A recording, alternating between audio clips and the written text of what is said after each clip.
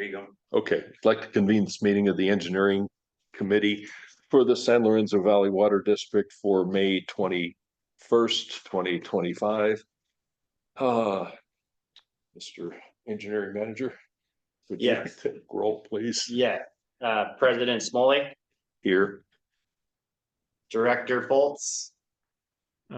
Here remotely. Okay.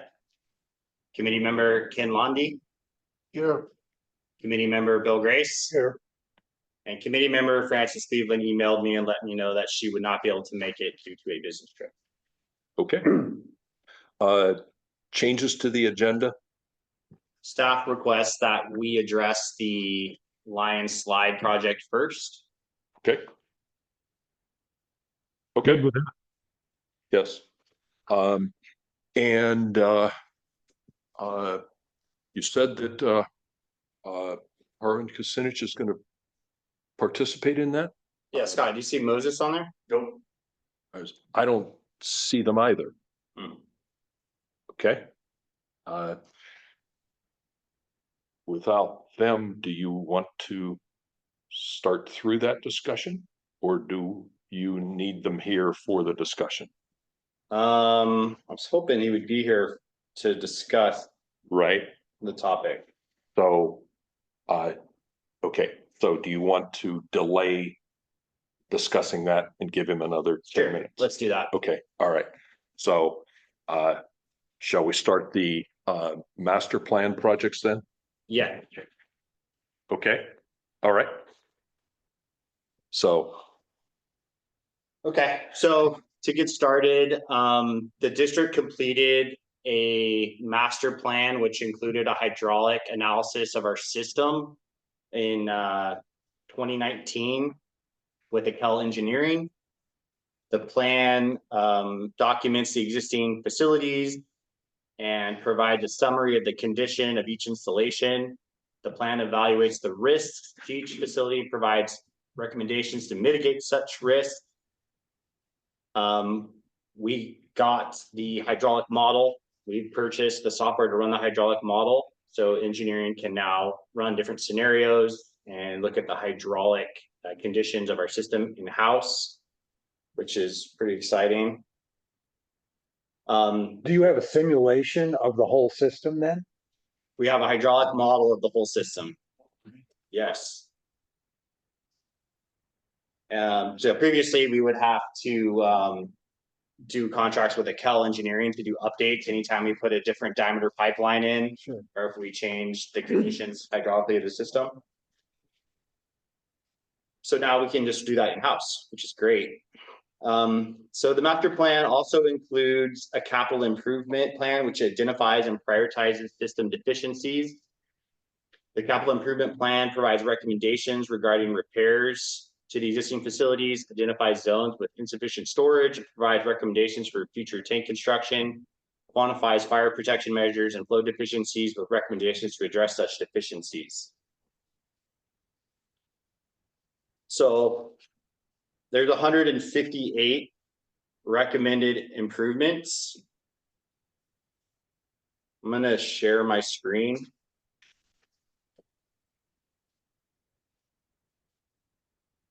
I wish I could figure out how to see it.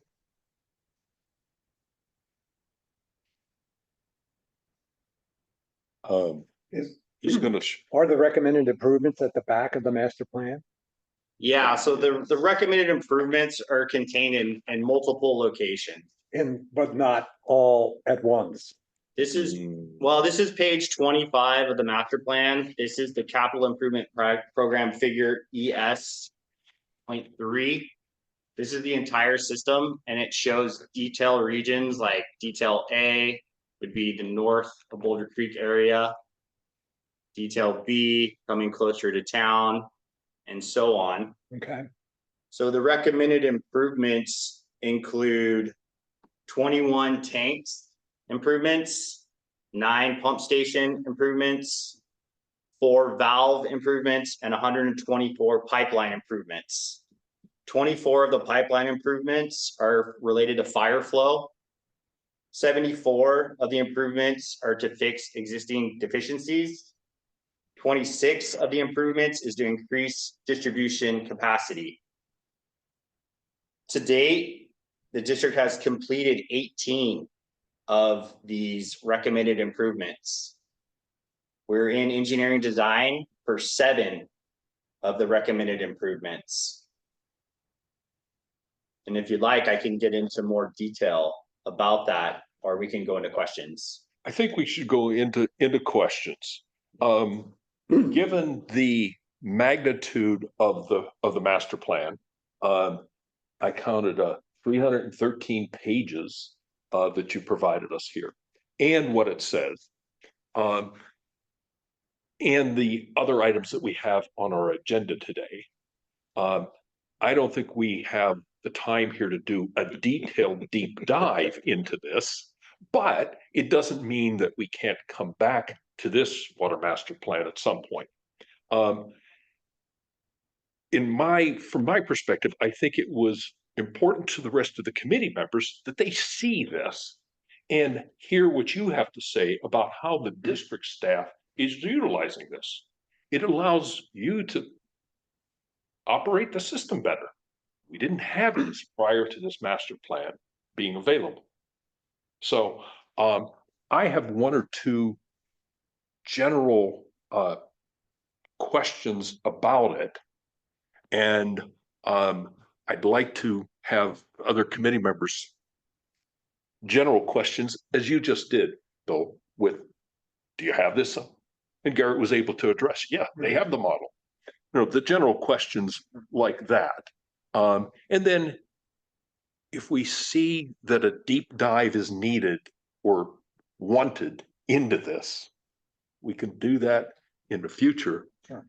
But some of the other things that we have on today's agenda, we also want to spend more time.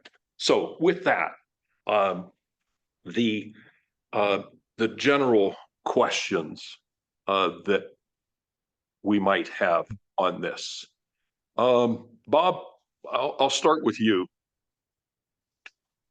Yeah, okay. Well, you know, from a historical point of view, this was one of the top things that I wanted to get done when I joined the board. The district didn't have either a water master plan or a comprehensive quantitative inventory of the assets in the system. A lot of it was left up to what I would call tribal knowledge, you know, basically in people's heads, that sort of thing. And in my industry, we call it folklore, not meaning to be pejorative, but, you know, just trying to be descriptive about what you had. So the project got delayed a little bit due to COVID, obviously, which is why it came out in 2021 and not in 2020 when it was originally going to come out. I don't have a lot of questions on it other than a couple of comments. One of the things that I found challenging about this, and you know, I think we need to develop a way to try to address this, is how do you prioritize projects on this, given the quantity of projects that we have here, and the fact that a lot of them are prioritized at the same higher level in the report than Right. what you could necessarily do on any given budget year or even a 5-year cycle. And yes, thanks, Garrett, for showing that. And so that's, I think, what that and a comment that was at the last meeting of, well, do we have a methodology for doing this, sort of leads into the next agenda item or one of the other agenda items. The other thing I wanted to say about this is it also was very valuable for me to put together a high level, what I'd call capital funding plan, using the number of assets that are in here and sort of an average cost per asset and its, you know, expected life. That allows you to calculate about how much money you need to spend every year, you know, just to stay current with aging assets and the like. So from my point of view, that part of it as a board member was incredibly valuable.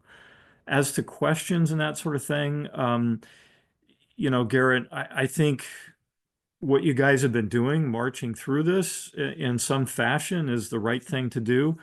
I think my only questions are going to be around, okay, how do we prioritize things, going forward, given everything that we've got to do and the fact that our system needs so much work. That's really going to be the big question. And that's not something we can answer today, I don't think, or in the context of this particular agenda item. Okay. Ken? I think it's been addressed what I was thinking, which is we've done some number of the items on the list. How do we prioritize the rest? And I think that's just what's being discussed. Yeah. That was the only question And I I think had in my that's mind. a next agenda item, Yeah, I understand. project priority. No, I understand. Go. Well, I agree with Okay. so. Okay. I do want to make one comment on this.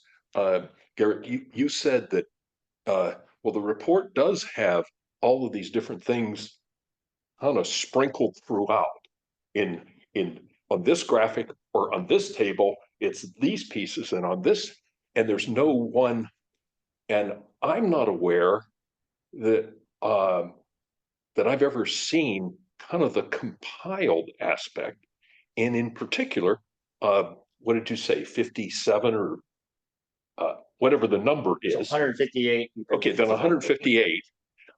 Even if we were to take the ones that they consider high priority, whatever number that is, for you to then reflect back, here are the done ones, here are the next ones of this. Because as a board member, I see kind of the snippets of, oh, we completed a project. Yes, it was on our master plan list.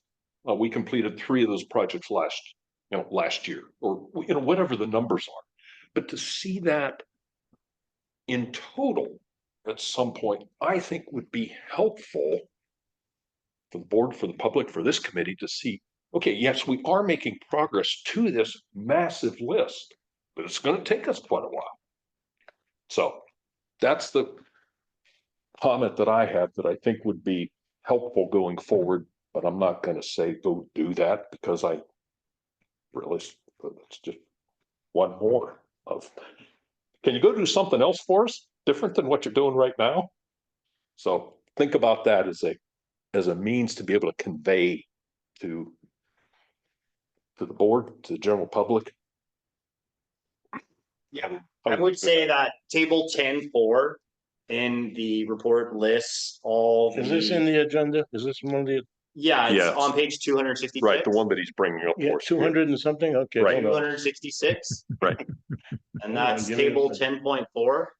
This lists all the projects Okay, in sequence by the improvement number.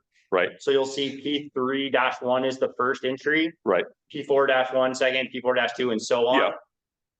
And so you get through all 158 projects. Right, If you advance through some of the pipeline projects. right. You can see that they've grouped the valve improvements together, Okay, the booster station improvements together, and the reservoir improvements together.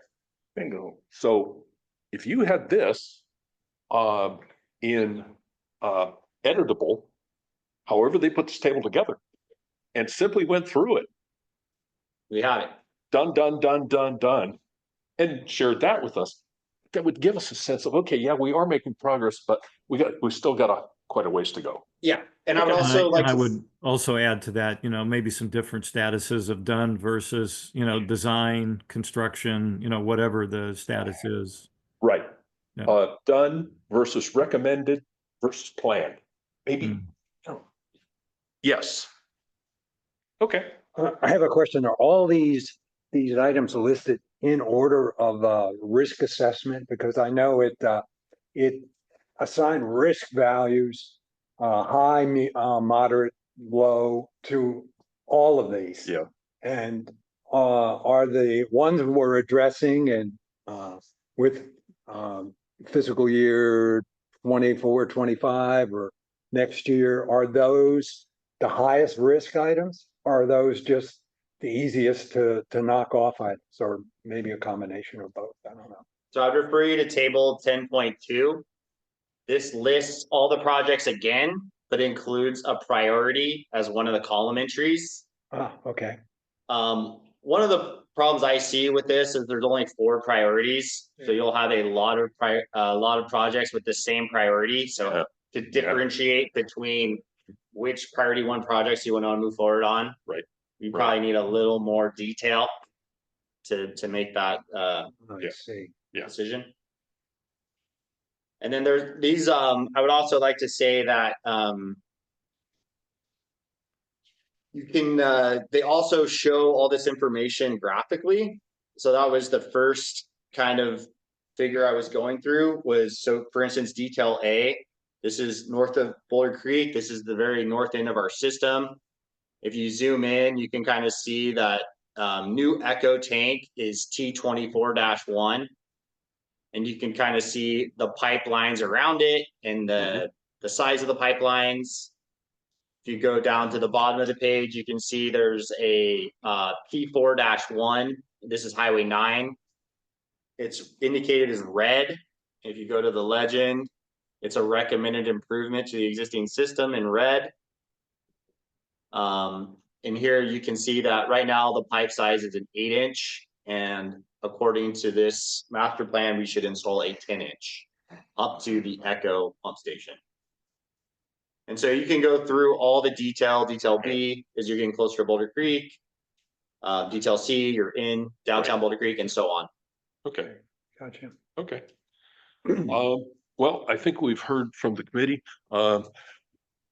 To our one member of the public attending, any comments on this one? Okay. Then we will move on to I don't see your consultant here yet, nor Okay. nor attending remotely. Yeah. So, Let's keep moving. okay, the project prioritization policy.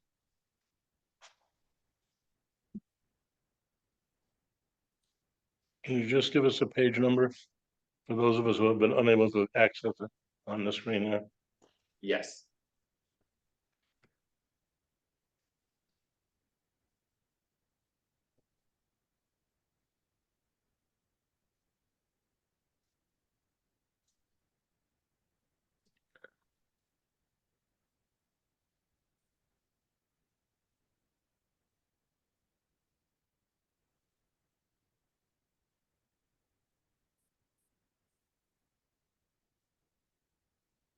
Let's see, starts on page 320. Excuse me, 320. 320, thank you. 320. Okay, so at our last engineering committee meeting, we discussed the need for a project prioritization policy. It was requested that we add it to the agenda for the May meeting. Staff worked with Director Foltz on a draft project prioritization policy.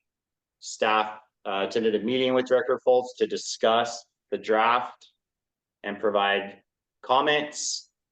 Director Foltz provided a revised second draft, and that's what's attached to the agenda for review and discussion by the committee. Yeah, and Garrett, I think to be fair, for everybody on the committee, this was something that I took on. So I want to make sure that there's no view that this is generated, entirely by staff, so that they can claim a plausible deniability for the fact that you may not like it. So, Okay. but just as the introduction to it, in my world, I try to deal in 2 dimensions, and try to quantify things down to at least some level to be able to make comparisons. Whether or not this proposal addresses everything that people may have in mind is a reason to bring it for additional eyes on it, additional ideas, thoughts around it, that sort of thing. This isn't meant to be a take it or leave it type of a situation. And for example, if you think that it's, pure junk, then, say so, and we go back to the drawing table. What I tried to do in this was to normalize it down to some level of cost per service connection, as a way to try to understand what's the relative cost, what's the relative impact for the project, and then some qualitative measurements around various factors that we as a board or district would consider important, and then to set up a process where that can be automatically graphed into a two-dimensional matrix that allows you to see where things fall and understand what it is that your priorities would ideally like to go after, which, as I put in the report, the ones that fall into a particular segment in the two-dimensional matrix. I think the big issue for this process, regardless of what it is we decide is going to be in the policy, is to get the data into the system in the format with the metadata that everybody decides on. That's an enormous amount of data entry work, since probably most of this is not in that form. I did also want to mention that in the last budget review cycle that Heather did, she had already started, and I was really glad to see that she was going down this path simultaneous with me, and we hadn't even talked of breaking the funding for each project down into multiple sources and over multiple years, which I also tried to address, maybe not as good as she did in the report as well, so that we understand exactly where the money is coming from. And finally, in terms of the process, what I wanted to do was to make sure that the engineering committee had a substantive involvement in the CIP process. I would say what's happened in this budget process is that the budget committee really took on a lot of the work that should have fallen under the engineering committee, and did so just because I think of, the function of timing and that sort of thing. And so by laying out a schedule for how this gets reviewed every year or every other year, depending on what the policy ultimately decides to do, it's really putting the onus on the engineering department staff and the engineering committee to really work through this first, from a prioritization point of view, presenting those findings to the board, at which point then it goes through a process of how do you fund what it is that we say we want to do. And it may be even that at the end of the day, you can't fund everything that the engineering committee said, hey, these are the priorities, or this is what we have to get done. So it becomes much more of a balanced process where both engineering and budget committee bring their particular areas of focus into the overall process. And at the end of that, then you have something that's agreed upon, been put through a process of multiple people, not just one committee. I think from a data entry point of view, one of the things that we could consider, or the staff could consider, is, temporary help or what have you, just to get data into the system. But ultimately, once that's done, and once you have a format and agreed upon metadata and all that, the generation of the reports becomes very much a plug and chug function. And then you're really only just adding or updating the projects as you go along, which would be a much less burden of effort in terms of data management and the like. So the other part of, and then finally, I just wanted to say, what we've been talking about here in terms of this, of the water master plan, is what I would call these are more discretionary, and discretionary may not be the right word, but it's more from the point of view of we get to choose the timing on when we do these. There are other projects that we have to do that we don't really have a lot of discretion on, or we don't have as much discretion on.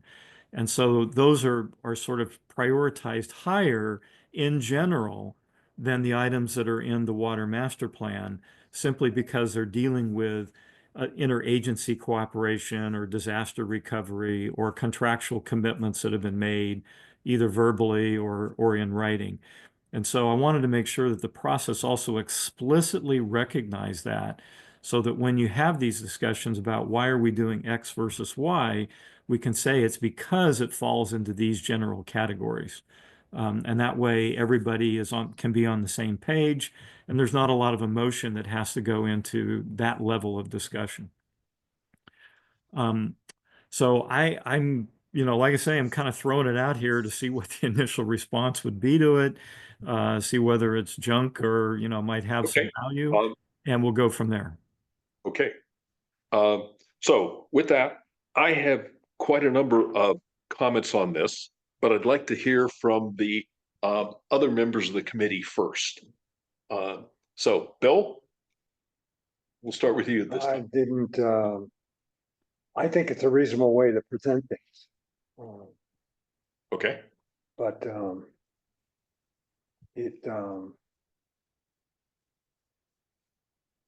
no, Okay. nothing. I think it's a very, Yeah. so that's a good first, Not the list per se, but right, the methodology. The methodology. it looked logical. okay, Okay, proof will be in the pudding, but it looked logical. okay, all right. Well, it Then- does have to be beta tested. There's no question. I had not done anything Yes. with data before actually writing this. So it may be that when you start putting data in, that this doesn't work, right? Right. Okay. Then with that, I'll go through my comments, questions as quick as I can. On page 320, this semi-discretionary. I don't understand that one. I think that the projects are either discretionary or required. Can I Sure. say why I put that in there? Yeah. So the mandatory or non-discretionary, maybe we can, work on language too, particularly has to do with things that have to be done in a particular period of time or immediately in the case Right. of disaster recovery. And the mandatory understood. Yeah, the thing Yeah. about some of the projects though, and this is something that Garrett brought up during our conversation, is that, well, when you go to the long-term recovery, you still want to do it because you want to be fully back into service, but there's a little bit more flexibility around schedule as to when you do that, right? It's not Right. something that is so I was trying to come up with a construct Yeah. that differentiated in that subtle way between immediate disaster recovery and longer term disaster recovery. Semi might not have been the Okay. way to do it, but I was trying to do that, Mark. So if we can come up with Okay. a different vocabulary, I think that'd be good. But I do think we need to recognize the immediate versus the longer term. And maybe that helps this portion, because I view something like the Peavine pipeline as discretionary. Oh, see, I don't. Replacing that, because we've lived without it. We've lived without that now for 5 years. Yes, we want to have it back in place so that we can maintain that water source. But if we don't have the money, but see, Mark, this is where I would say that then I think the conversation is around, and maybe there's a different place to put this in the process of, do we want to fully recover from the disaster or not? For example, Sweetwater Creek, even though it's a pre-1914, only delivers 10% of the surface water. Is it worth spending the money to bring that one on board, or do we let the water right go? Agreed. Yeah, right? But that's a completely different debate. Yes. It's not related to this, but that isn't an example. Since I brought up Peavine, you're bringing up Sweetwater. Yes. Yep. Okay. So maybe some additional thought as to what is maybe it's the time frames that you're talking about there. Well, I think there's really good feedback, and that's certainly something that I think, I'll work with Garrett and Joel on coming up with some additional thoughts around that. Okay. And a lot of the, a number of the following comments that I have are, is this overly prescriptive for staff to be doing things in this manner? The idea, I think, of having a number of these is good, but is what's being laid out here, the method on how to do this, is it overly prescriptive? So, as an example, the project identification aspects seems like it goes into a lot of detail, but I'm not on staff. If staff finds that this is useful and could be implemented, then okay. Similarly, then on the leak heat mapping, again, with that, I don't doubt that some aspect of leaks should be part of the decision-making process for whether pipes get replaced or the prioritization of pipes getting replaced. And currently, I don't believe we have anything that quantifies that to any degree. I think it's, yeah, well, that's what we remember. It's, as you alluded to earlier, Bob, it's tribal knowledge that that pipe has had problems, and that's why we're going to go do it.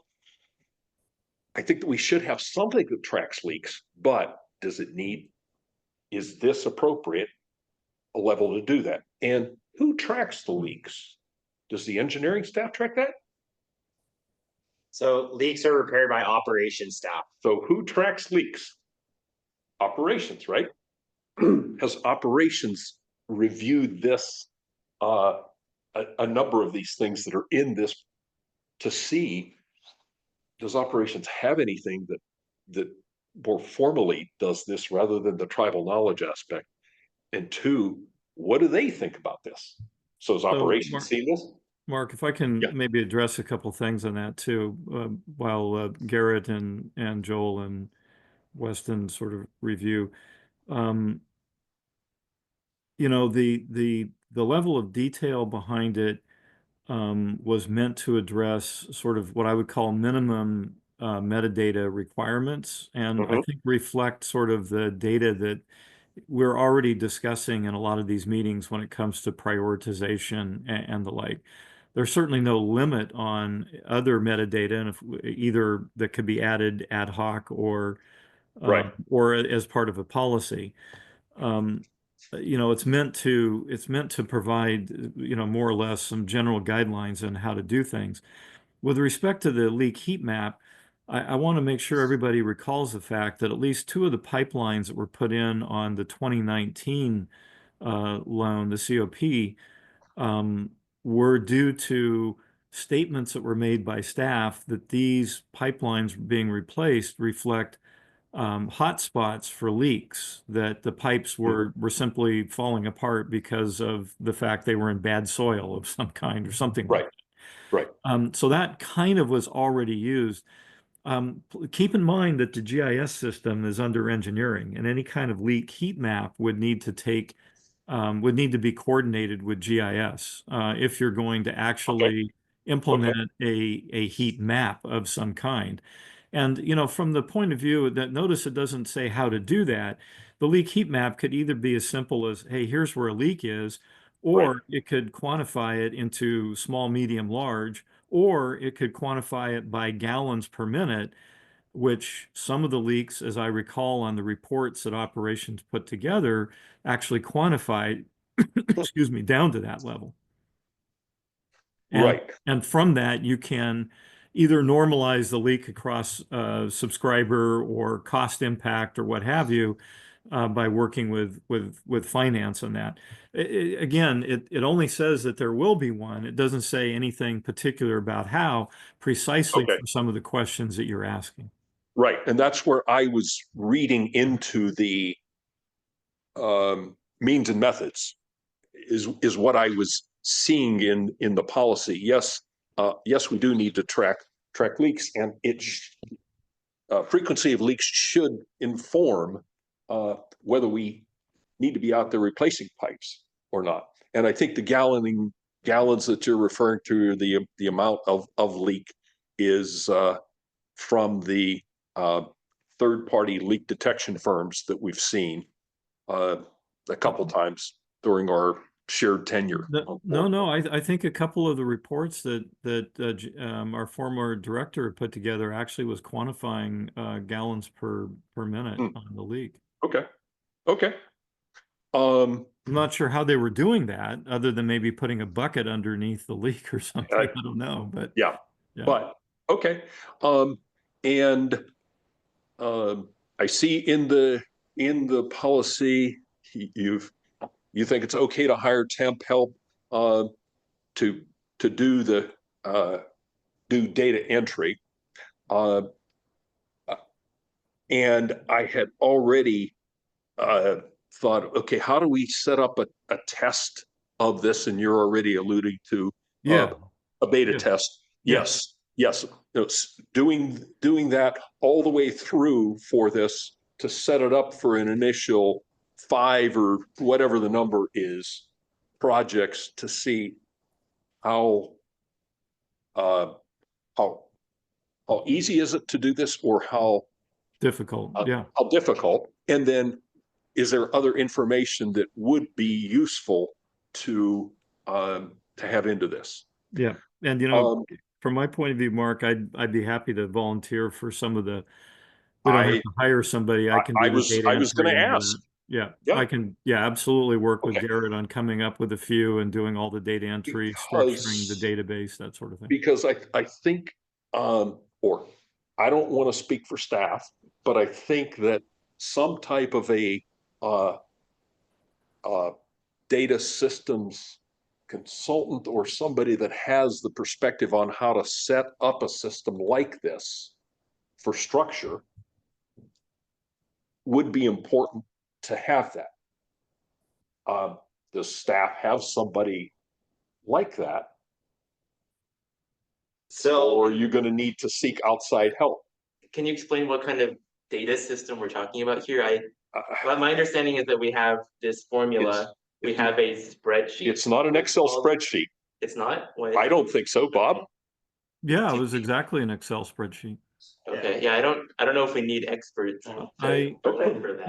Mark, one of the comments I had in there off to the side, I don't know if it came through, was how to format the data, because part of what you'd want to do ultimately is be able to generate some pivot table reports on this in addition to the charts. And I actually came up with a way to do that using the information that I'd sort of put in to generate the chart, which is basically just dummy data that I hand massaged. Okay. So you could do that, or you could use Access. Nothing that requires any kind of huge amount of skills. In fact, I was just typing into ChatGPT to see if they have a capital improvement program database. Okay. Let's see what they have here. Yeah, they've got it came up with a example here, and it shows project ID, project name, department description, start, end, total. So So maybe they saw this on the agenda already and built it into this. It's funny here. They've got funding source and status. So I mean, it basically came back with essentially the kinds of things that I had already put in there. I did not use ChatGPT to put it together, but yeah. So and I did want to reflect on page 328, the review schedule, and when you're starting this process earlier in the sequence of the year. Yes.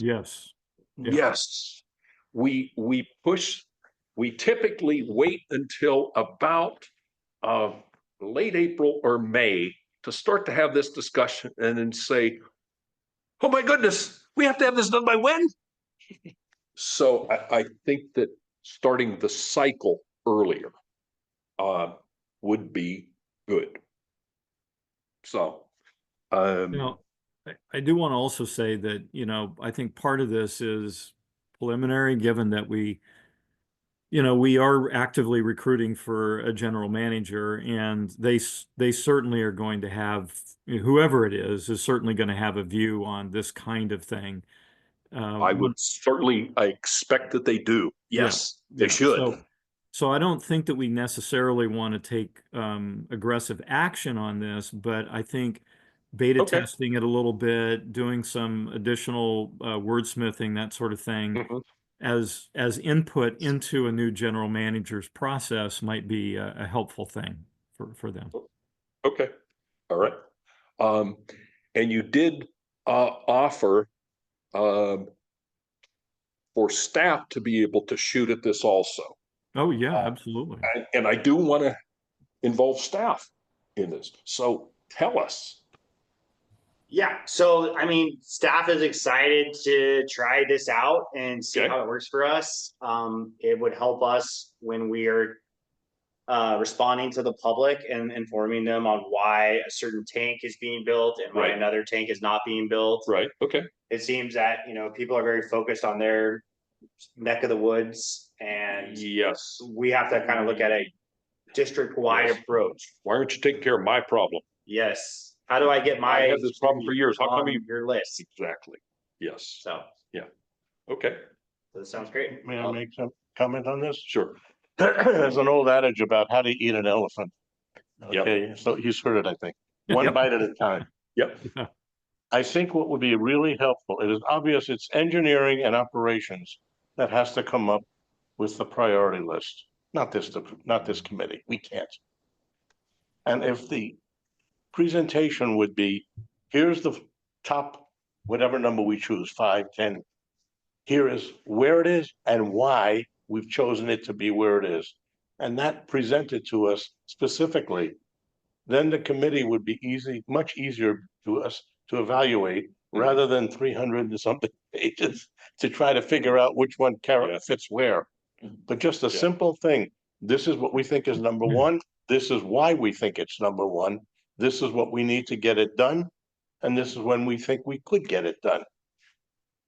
It's sort of like the newspaper thing, how, when, why, where, okay? Yeah, I mean, that would allow for some of the nuance, like Bob was saying. Yeah, some now that may be projects- included in this draft. Mhm. But forgive me, there was like 6 pages of trying, or 8 pages of trying to read, but I didn't quite see it that clear. It's the how to present. Mhm. And Well, if the that's how to presented present, I mean, here, sorry. if it's presented, I think, to the committee in that kind of a format. Yeah. All right, with whatever backup, but not too many pages. I think it would be much more helpful for us to say, yeah, this makes sense, or no, how about these two get switched or something like that. I Yeah, think- so we could bring back the very first topic we had, which was the capital improvements program priority projects. And we could go into that in depth if that's what we want to do. We had, I think that there was like 54 projects on our list. We got 17 of them complete over the last 2 years. Yeah. And so we've added an additional, well, I forget, maybe it was 9 projects. So, I mean, those are the 50 projects we're working on. But to Ken's point, why? Why Well, are you and this- doing these instead of these? That So prioritization, all 50 projects have a reason. right, The- agreed, We're not arguing that, right. Okay? but presented to the committee Yeah, with just the why for each one. All right, would give us a feel for what's going on. And there's Yeah. just so much there, Yes. all right? yeah. I think it would take 10 of us As, working full-time. Yeah. To try to digest it, not knowing where it's coming as from. an example, of the tanks that we are considering this year, this tank benefits, 200 residents. This tank benefits 50. I'm gonna work on the one that benefits 200 versus 50. Well, but that begs the question, guys, because when you talk about why, you really are getting Yep. into, okay, how do you make these trade-offs between, so as Yes. Garrett pointed out, so that you can tell, for example, the Highlands neighborhood, why their tank's going in and the Felton Heights area why theirs isn't or isn't being Agreed. put on the same schedule. And Yeah. the only way you can do that is if you have some level of normalization around how you decide which projects you're going after. Otherwise, Mhm. what happens is you get into a appearance of, oh, we're favoring this versus this, Yes. or oh, we got a motion here because someone thinks that the issue is X, Y, and Z, but the data doesn't back it up, Right. right?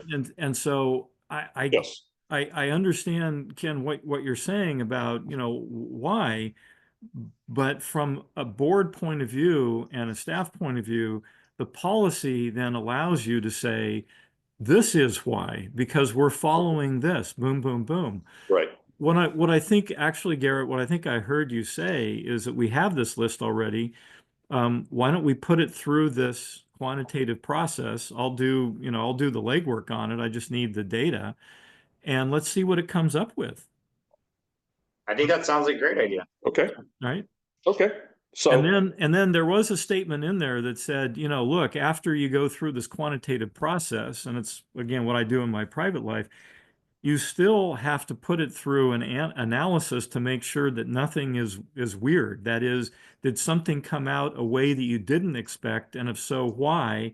And is it reasonable and rational to follow that, or is there some other overriding concern that allows you or that prevents you or allows you to do something? For example, the Felton Heights tank, we don't have the land secured yet. Therefore, it might be a high priority, but if the land isn't acquired yet, we can't do it. Right. Okay. So I'm hearing next step already. I don't think we need to delve into that.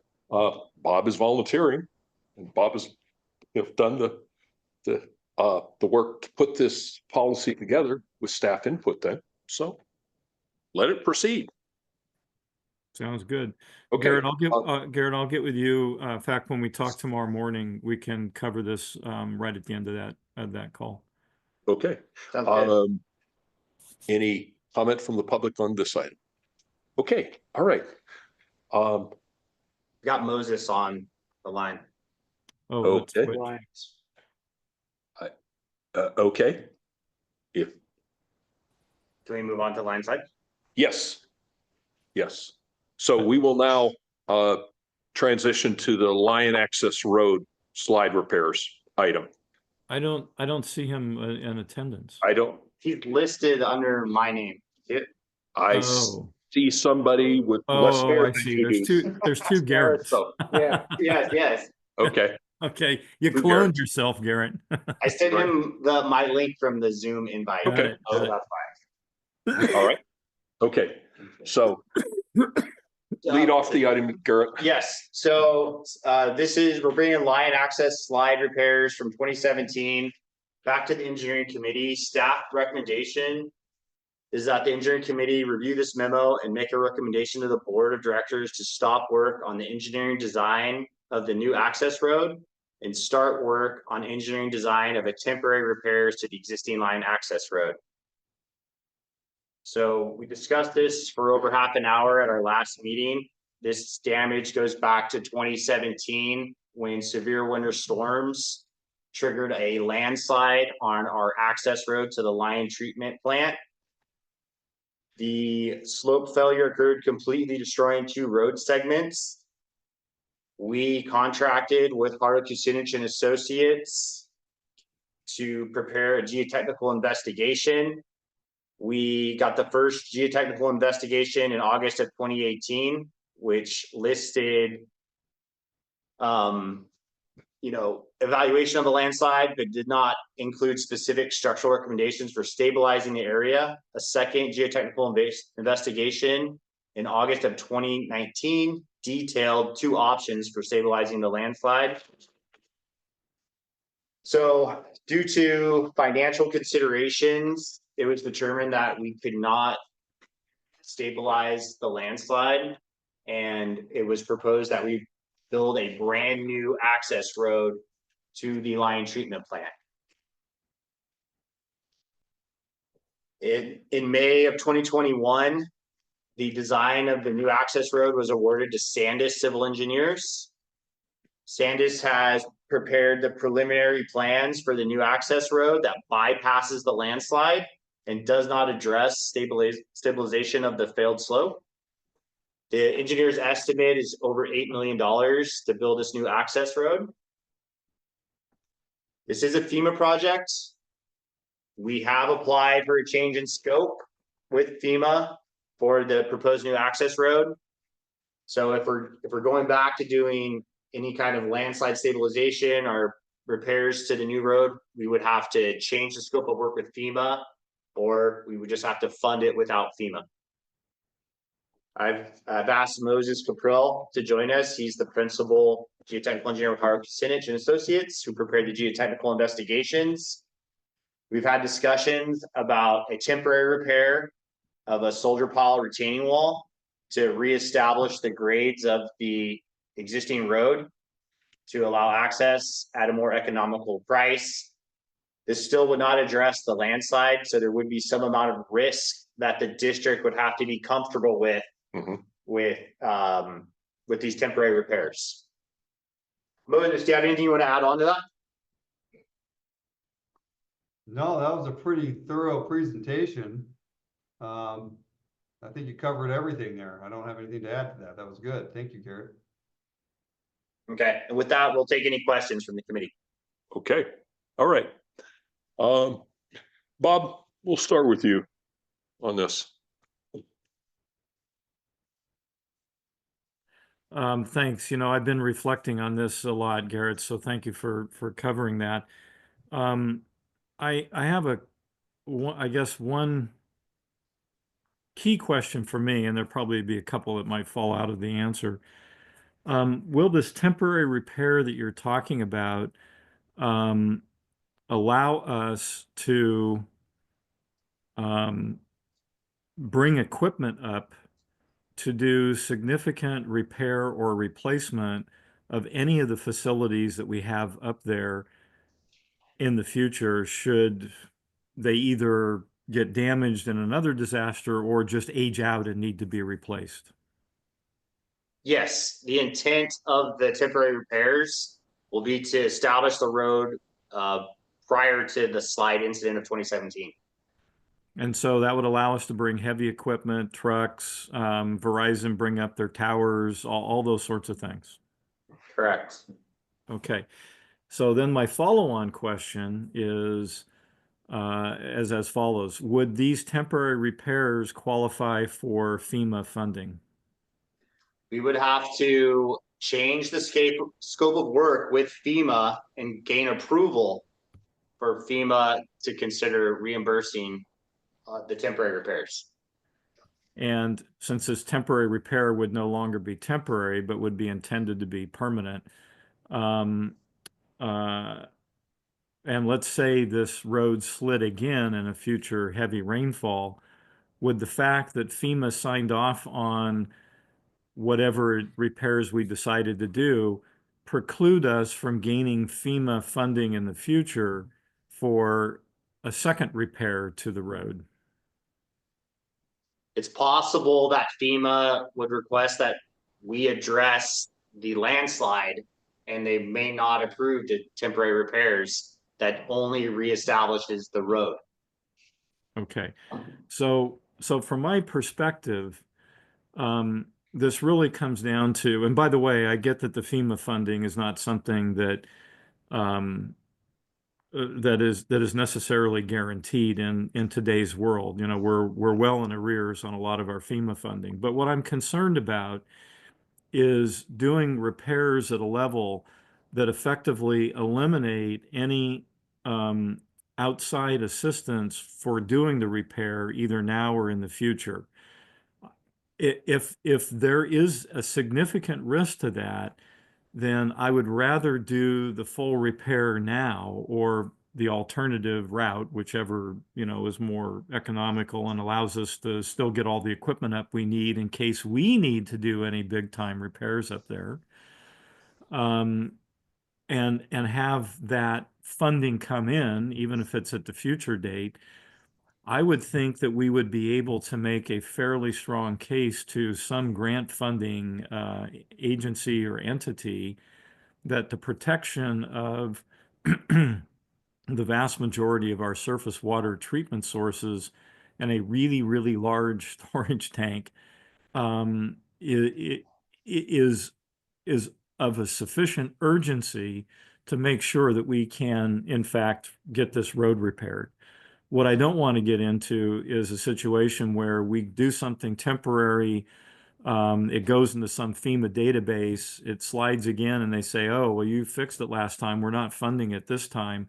And our 8,000 service connections are on the hook for the entire $30 million of repair work.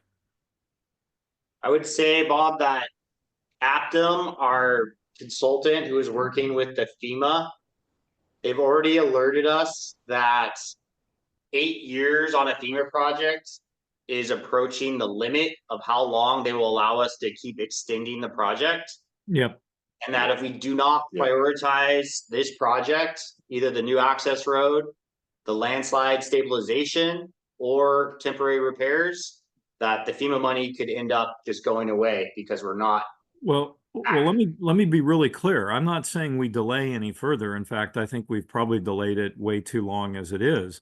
What I want to make sure of is that if we do decide to do something that's quote unquote temporary, and I would rather not use the word temporary, I'd rather use the word limited or some other word that isn't quite as pejorative, that we are not putting ourselves into a position where we're going to lose future funding if, let's say, another landslide hit and it took out everything to the point where there was no limited repair. We had to go in and put in all those walls to really fix the thing. If we're going to lose that kind of future funding, I'd rather do something bigger now than smaller. Even if it meant more of a burden, I would be desperately searching for grant funding to fill in some of the gaps. Okay. Joel, did you want I was going to add just that we have done what I guess could be more accurately described as temporary repairs on the road in the recent years. It's been repaved, it's been regraded. Right, but you haven't done Our anything proposed project is slightly more substantial. stabilize it. Yeah. It's simply been put the road surface back in place as best as you can to let the pickup trucks drive over. Yeah. Okay. But I'll also add that I have not heard of cases where you're disqualified from future FEMA funds because of what you did on your own projects. So. Okay. Because remember, we gotta make sure we can get our own trucks up, that we can get vendors up there to replace a water treatment plant if we ever have to do that. Mm-hmm. Yeah. And the vendors have to be willing to drive over whatever is there. So let me ask a few other questions. You're talking about a limited repair. I don't like the word temporary either. To me, temporary implies that's what we're doing right now, but we have a plan for something else. We're doing a limited repair, if that's what we would elect for whatever you're recommending here with the, did you say a soldier pile wall? Yes. So what do you guess cost on that would be? My estimate right now, without any design, is around 2 million. Okay. And we talk about, well, the initial on this is funded by FEMA. And I'm hearing on the radio today, states have submitted for disasters, and they're not getting any. They're getting disqualified by the federal government for tornadoes that have hit.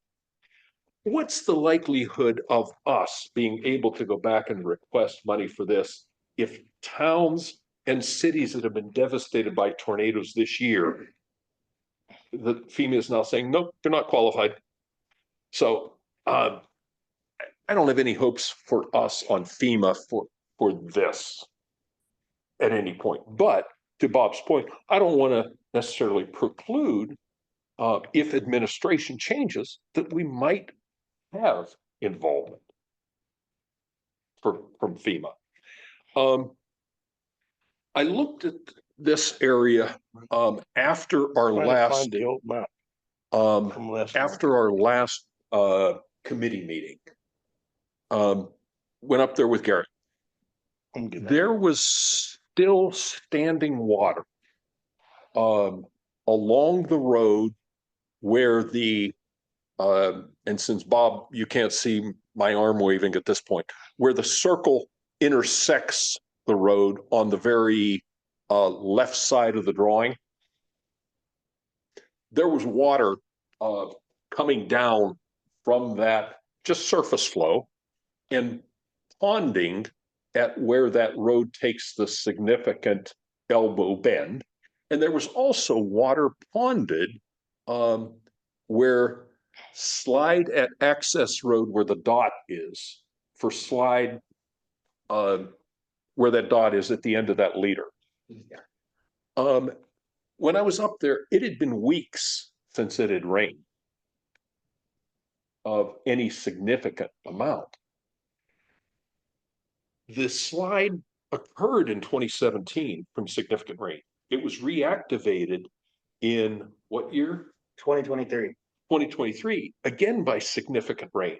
The water is lubricating this and turning it into, so do we attempt to at least address this surface water that's there? So a soldier pile retaining wall would also include a drain Mhm. behind the wall Mhm. for the entire depth of the lagging. Right, We would include surface improvements as far as drainage Right. capture right, with swale into drainage inlets into a piped culvert right, and discharge into the creek, basically Right. downhill of the road. Yeah, I'll add that there's a, for a portion of the road leading up to there, there's a curve that you might have noticed, and there are storm drain inlet along that portion of the road. It's, I before you get did, to I the did slide see area. that, yeah. A yeah. proposed project could definitely tie into that or continue that. Continue surface that water. on up the hill so we could at least take this amount. I think that's very reasonable, yeah. What- We also don't have an existing map of the drainage that was there before. Mhm. I've, when I was up there mapping, it got brought to my concern that when that slide initially happened, there Right. were pieces of culvert and stuff that was directing water that is now Gone, in that slide. and we haven't replaced that to try to Yeah, divert even surface water. Mhm. So that's why there's ponding. And if there's surface water there, it's gotta be, of course. right, percolating deeper into this and keeping that slide area wet. Okay. 2 million to do this, limited repair versus, a new access road. I walked a very small portion of where Garrett was showing me the new road would be. It is so steep going up that I think any trucks more than a pickup truck would have difficulty even just going up that new road. The proposed road is a 20% grade. Yeah. On a 50% slope. So it makes a couple switchbacks to Right. get up, but Okay, it's a 20% grade, which is a steep road. right, right. And going through a couple of switchbacks. Yeah. With retaining. Right, Right, so right now, the engineer's estimate is over $8 million for yes, the proposed new access road. Right. The retaining walls have not been designed at this time. right. There's an ask for additional engineering To go money design those. to design these retaining walls. Yeah. So if the district would like to move forward with the new access road, we gotta spend more money in design. And then we would have the final Right, estimate cost We got to bid and then see what a contractor will really charge us. What's the new treatment plant cost and where would we put a new treatment plant instead? And tank. And tank, right, and tank. So that, yeah.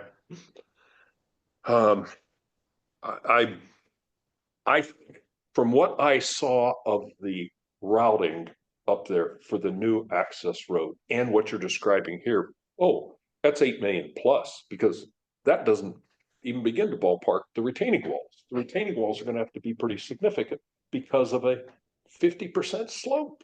Staff has requested $10 million in the 5-year budget plan for the proposed new access road that is currently being designed. Okay. So if we could spend less money on a limited repair, and we could use some of the other money on other projects. I'd be willing to, as a ratepayer, as a board member, I'd be willing to take that of a $2 million, understanding that it's not, guaranteed as, because the new road doesn't stabilize the slide. Correct. The new road doesn't address that, but it provides us access to the treatment plant. Okay, all right. Then I'd like to hear from the other members of the committee that are here. Bill? I tend to agree with you that I think spending the money, the 2 million now might be the best thing. You said, does that still have some possibility of being FEMA qualified? We don't know at this time. But it's Do we even go ask FEMA? But well, okay, maybe not, but I'm saying 2 million versus 10. And even the 10 million, how long is that project gonna take? To cut switchbacks, and even if you put drainage in, they could be susceptible to slides too. If it's 50% grade, that's nasty. There's there's subsurface water probably running all underground there. It's a risky project. And I would expect in two years at the most to get it built. And if things work in our favor, we could possibly get it done in 1 year from bid. Okay. We discussed this an awful lot last month, know that. Yeah. What I don't remember is current situation right now. Can our equipment get to the tanks in the area if needed? Yes, Okay. but the situation is deteriorating every time there's a rainfall. I didn't say if it was good or bad, I just said can they? Yes, we can. And I remember, and I was just looking for it, I couldn't find it. I thought the presentation last month showed on the same map, where the new road would be if it was done, but it's not here. So, because I remember there was a concern about how close it was to the homes and all on the other side. Right. Right. All right, and I'm looking here. I know, That's but fine. this doesn't show where the road, I think I can trace The new road. on screen, Garrett, or showing on screen. Ken has difficulty seeing that. If you could just show him right here here's a pen, show him on his screen where you think this would be, and you could answer his yeah, I question. thought the map we saw last month showed that, So but I couldn't find it. I went looking just now. if you move your screen down a little bit, Or Ken, Wait a it's sec, in wait. yellow, it's in yellow on the screen. That's, There we go. yeah, so it would start below Big Steel Tank, Yeah, right at this corner here. It would curve around Big Steel Tank. And then it would curve one more time up to the okay, Lion okay. Tank elevation. There's already existing roads from the treatment plant down to the tank. Yeah, that's Right. this one over here. Yeah. I mean, off of this. This whole area that's white here is paved. So Gotcha. you can drive down this road here and then you can drive around the tank. You can go to the other tank, go around it. Okay. but in particular, that Yeah, I first, thought that was in this image that was proposed given to us last month. Access road is in the packet from last month. I know, I couldn't find out. I didn't want to spend too much time. I Sure. have last month's thing here and I was looking. Yep. Okay, thank you. Mm-hmm. so, you've heard committee's thoughts on this. And I, It would be I- sufficient for me if the general manager directed me to stop work. That right, would be sufficient for me. and I see you're recommending that the committee review and make recommendation to the board to stop work on the engineering design of the new access road. We've already spent over $100,000 on Right. design, so I feel it's not appropriate for me to unilaterally stop work. I agree, because that's not the directive that the board or the general manager was giving Yeah, whenever we started into this. If Yeah. you're gonna now say, wait, time out here, folks, I think that's appropriate judgment that you're presenting to us, but it's not yours to make the decision. I agree. okay. So you're bringing it up. So, we have a recommendation in front of us as the committee. I think that this should be discussed at a board level. And I see, Moises, you've got your hand up. Yeah, I just wanted to add to the conversation here about the proposed road that would take you, I guess, around the slide. Right. One of the last interactions I had with the district, which was a couple years ago now, was the very last leg of that road would have to cross above the existing slide. And so it would be vulnerable to damages if that slide remobilized. And so I was being asked to put a scope of work together to figure out how to secure that leg of the road so it's Yeah. not affected if the slide remobilizes again. So Right. just wanted to kind of add that in. I know Okay, you talked about that's- the retaining walls are still being considered, but there's still, Yeah. that was a pretty important thing, because if you can't get across that last leg, then Right, the road's useless. So, yes. and then Okay. also interim repair, I think is a good term I use a lot. Not temporary, interim. I don't know that we can use interim or temporary or anything like that. I mean, remember, this has to go back to FEMA. Okay, I guess my question would be if we're really 100% certain that FEMA won't yank this, I mean, given FEMA, not FEMA today, but FEMA 4 years from now or whenever, if the slide reactivates, we're not disqualifying ourselves for getting additional money to fix that.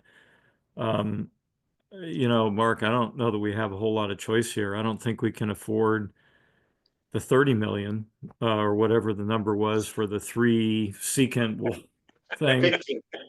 We can't really afford 10, and that's so. But I want to make sure that we can get heavy equipment up there in case we do need to do some reconstruction. So. Yeah, Yeah. Understand. Okay. Well then, I'll make a motion, but I want to ask the public. Mr. Public, have any comment on this item? Okay, all right, okay. Then I want to make a motion that the engineering committee make a recommendation to the board of directors to stop work on the engineering design of the new access road and start work on engineering the design of interim repairs for the existing Lion access road. Could we strike the word interim? We can. I agree. The design of repairs to the existing Lion access road. I agree. We don't have, I don't know that we have to put a label on what this No. repair is. No, it's just repairs. Just repairs. Right. Okay. I made a motion. I'm seconding it. Okay, all right, Okay, let's do a roll call vote. please. President Smalling, Yes. Director Foltz, Yes. Committee Member Sunday, Yes. Committee Member Bill Grace, Oh, yeah. He was asking you Yes. I was first. asking you, you put it to Oh, I me. thought he was asking you. I couldn't. It's okay, It's unanimous. it's understood. Okay, all All right. right. So, thank you, Moises. You're welcome. Do you have any other questions for me before I go? I don't think so. Not at this time. Thanks, Nope. Moses. I'll be in touch. Okay, very good. Thank you. Thank Bye-bye. you. Okay. DWR replacement tanks. I see that we're now past an hour. Is everybody okay continuing this discussion? Yeah. Okay, not seeing anybody raise an objection, we will continue. The DWR tanks replacement. I'll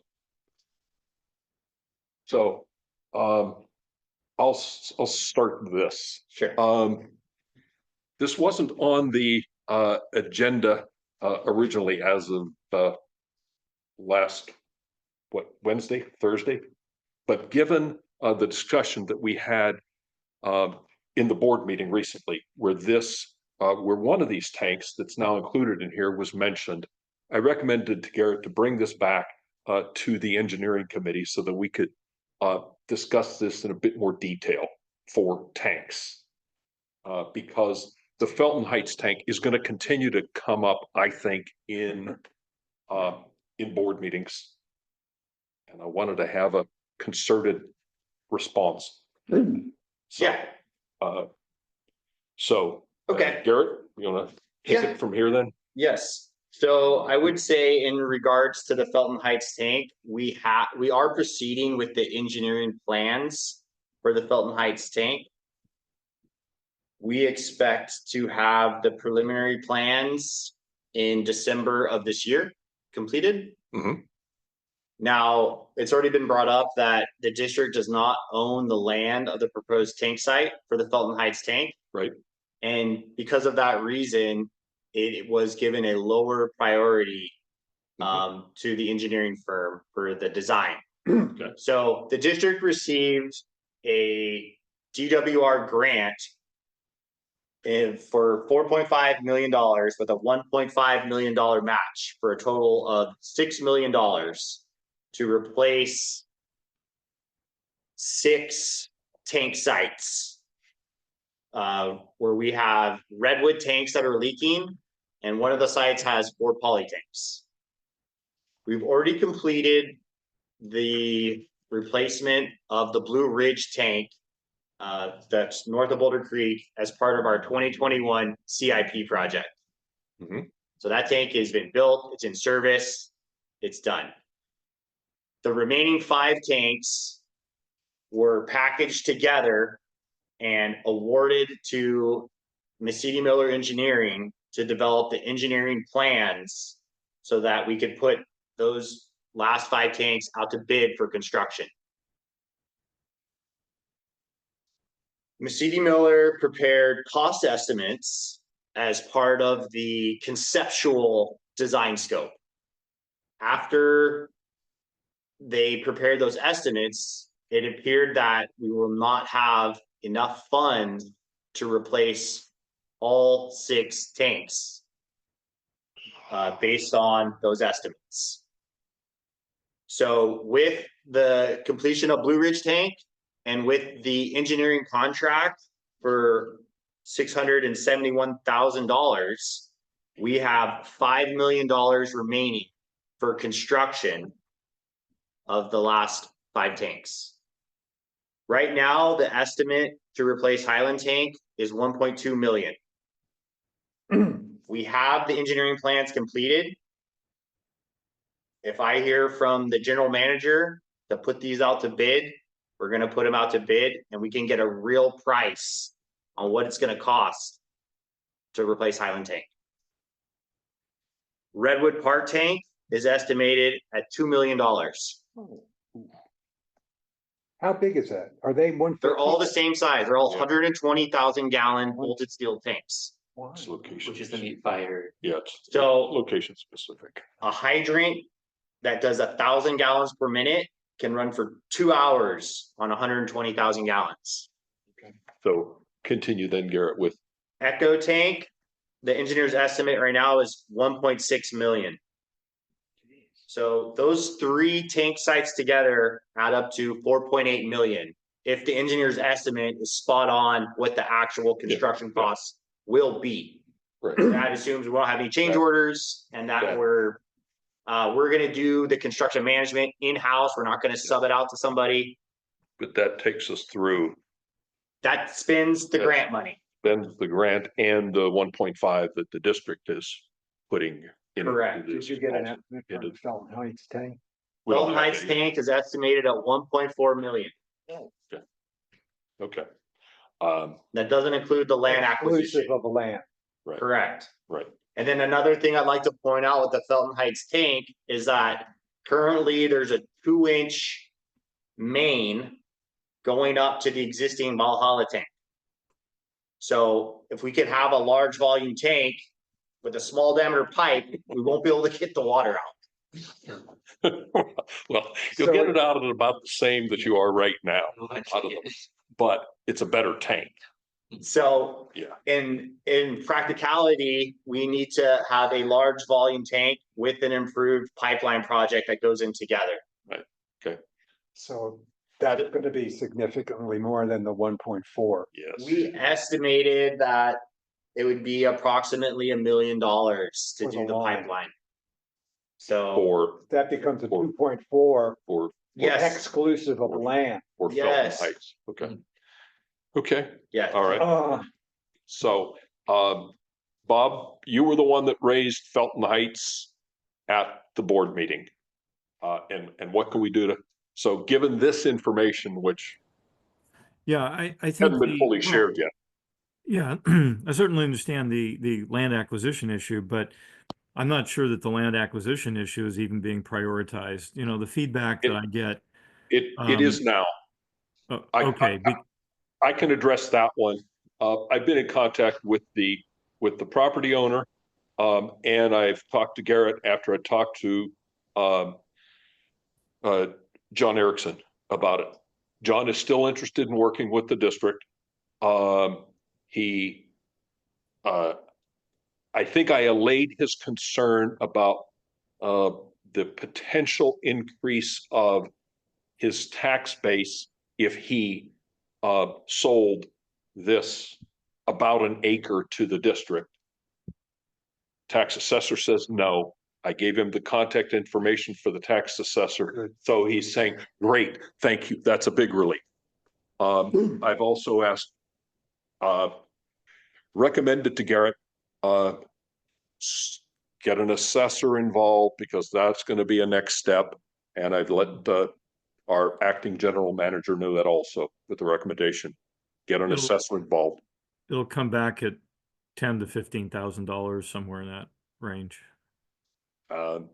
That's not unmanageable, is it? For No. the purchase of about an acre. Because Yeah. I don't think it's zoned for housing No.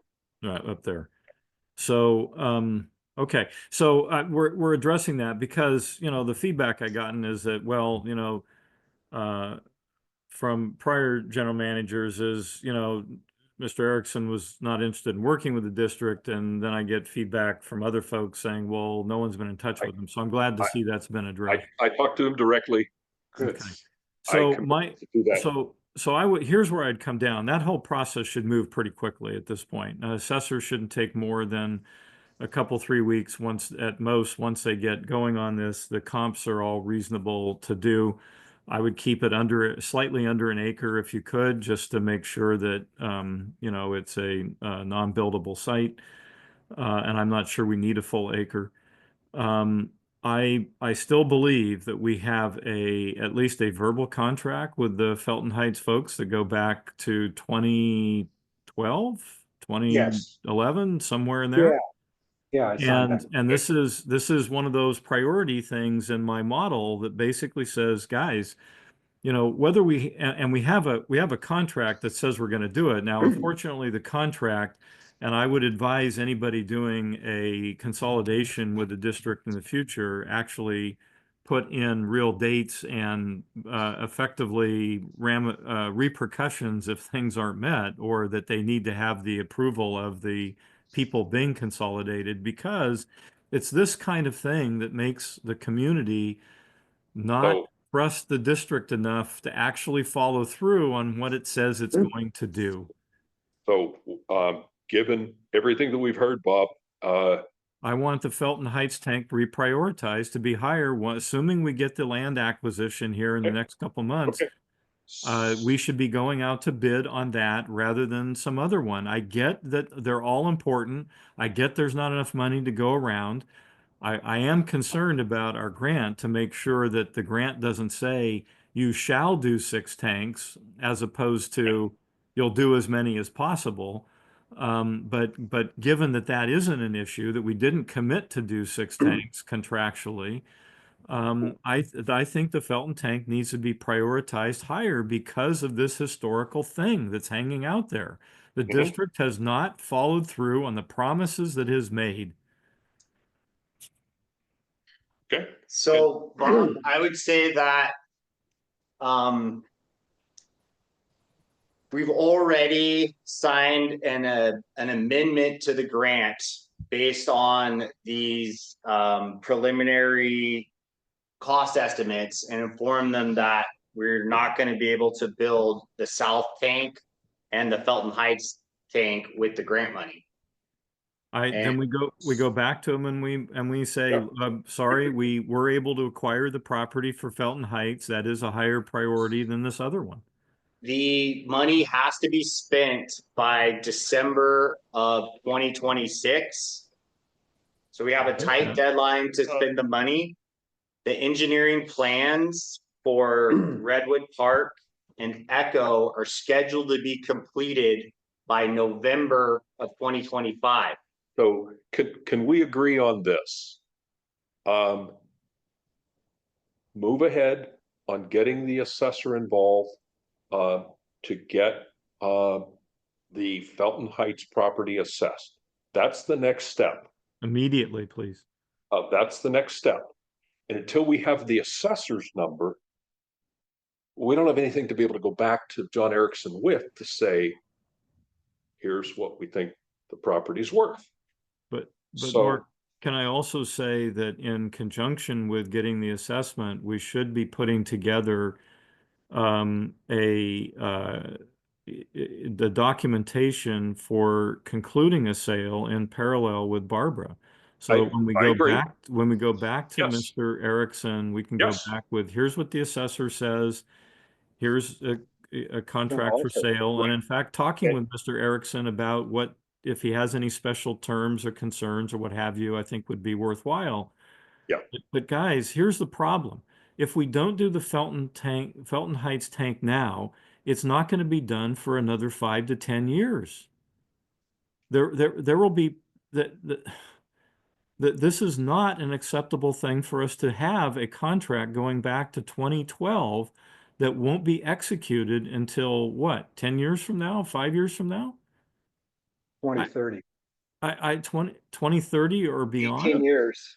I cannot stress enough that how much this damages the district's credibility when it comes to anybody wanting to talk with us. And I can tell you this has been used as examples in other conversations around consolidations and why some of the contract discussions are difficult. So Bob, can you see my screen? Yes, thank you. So this is the Felton Heights site plan. And so right now you can see there's the end of Lost Acre Drive. And if Yes, I zoom in, it represents this kind of rectangular areas, this paved area. yes, You can see there's a dashed line. This represents the right of way for the easement for Yes. access to Felton Empire. yes, This is the proposed tank site out of the easement. yep, We have some drainage at the south end of the site. And then there was concerns about this existing culvert here being overloaded if the tanks were to be drained. Yep. So we're running the drainage further down and there's a break line right now. And it doesn't quite show exactly where the anchored storm drain level spreader location. So Okay. I've requested that the engineer locate the anchored storm drain level as quickly as possible. That will determine the size of the land that we need to purchase from Mr. Erickson. Oh, I see. Okay, got Okay. it. Got it. Okay. And once we have that determined, then we can get the land appraiser out to the site to get us the appraisal. Okay. So, Okay. that sounds great. Perfectly logical, Garrett, and I understand. But this needs to, the bottom line for me here, and I think for the people of Felton Heights that have been waiting a long time for this, is whether or not we're going to say to the board, or the board is going to say that we're going to move everything possible, do everything possible to move this along so that the Felton Heights tank can be constructed inside of the December 2026 deadline, assuming that deadline can't be, moved a few months or whatever to deal with construction time. If the board, and I think, Mark, this probably needs to come to the board as a discussion item, because agree. if the board says no, we're not going to prioritize the Felton Heights tank, I want everybody to understand that probably means that the Felton Heights tank is not going to be done within this next 5-year period. There won't be enough money to do it. Yes. And that means that the Felton Heights people will have been waiting for almost 20 years for this tank. Yes, I agree with you, Bob. Okay. This should come in front of the board. Yeah. And so this is, and Garrett, I'm not saying that the engineering team at this point has done anything wrong. Not at all. This has to be a board decision in order to deal with what is a legacy historical problem. Yeah, and Bob, I'd like to add too that if we could find savings on another project that we could have around 2.4 million, and then I also have the engineering plans completed, we could immediately put it out to bid. I get it. Right. I don't want to count on savings from another project. Because I don't know where that, to me, is sort of kind of hope and pray. My slide, 10 million? If we only spend You two, mean rebudgeting? rebudgeting? Then I'm in favor of having the discussion in front of the board. Do we reprioritize tanks? Because there's two questions that need to be asked. One is the board going to commit to building 4 of these 5 tank sites? We already, I think south is off the table, but Yes. are we going to commit to building 4 or 3? And then if 3, which 3? Those are our questions. And I would say we're spending $671,000 on engineering plans. We should spend the money on the construction. But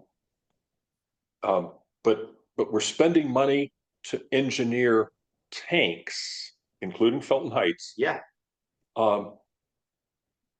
The board needs to have input on what tanks out of those 5 that are being designed, what tanks would go on first. The other ones, I fully expect we will do at some point, and maybe the savings that you're, but that's more what the hope and pray aspect. I've heard some concerns too about we're taking on these loans and that we won't be able to spend the money fast enough. And so I would encourage that if we have projects that we have plans for that are done and we're ready to bid it, like we have Highland Tank ready to bid, we should get this moving because it's a slow process. But we don't have the engineering plans done for the Redwood tank yet. But it's coming, It's coming. but it's coming, November. right? It's coming. But the other one is a month behind that. So the engineer's been directed that Redwood Park and Echo Tank should be Right. packaged as one bid package in an effort to save money with the contractor. So I understand that that's the direction that they've been given. Right. Okay, I think that, I agree with Bob. I think the board should have some input into this. So I want to have this on an agenda for the board. We'll bring it to the June 5th. Board of Good. Directors. But I didn't want to conclude on this item yet because I haven't heard from, in particular, Bill on this. Well, So- I'm the one who signed the original 2012 agreement Okay, for Felton Heights. okay, So I've been waiting a long time. I understand. We all have. And I am all for jacking the priority. I'm glad you talked to John. You're gonna get an assessor involved. That was one of the issues, that John was waiting and nobody was talking to him. Thank you for talking to him.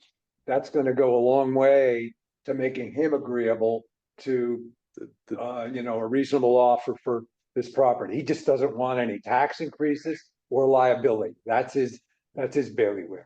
Right, So I think this is all good. Let's Right. do it. okay. Ken? No comments. All right. Okay. I don't see that we have that we need to take a motion on this. I think Garrett's agreeing, put it on the agenda for the board or for meeting in June. Yes. Okay, all right. Any comment on this, Bruce? I heard you talk about the county assessor Mhm. and the property owner wanting to not, whatever that issue is. Mhm. But then you guys began talking about an assessor, an assessor, an assessor, and I think you're talking about an appraiser. The Yes. appraiser, yes, Who's yes. separate. agreed, That's correct. yeah, yes. Okay. Well, then, I think we can conclude on that item. Does anybody want to go into future agenda items? Well, This- staff would think like direction on what we want to talk about next month. Yeah, I think we've Okay. got enough on our plate right now. Okay. Do you want to just bring all these topics back again? Uh, Do we want to bring back no, the project is- prioritization is that Ken was talking about? is the committee or are the public members of the committee okay with Bob and I making a recommendation as board members to Garrett what to bring back to this committee? Yes, I am. Okay, Yeah, I think okay, so. okay, all right. How about that, Garrett? Sounds good. Sometime in the next few weeks, Yes, sir. we'll take a look at Awesome. it. Okay. All right. I think that's we can conclude with that. I don't see Bob putting his hand up or jumping up and down yet, so I assume he's good also. Okay, Yeah. all right. Okay, meeting Right, adjourned. guys. Thanks. Bye. Okay.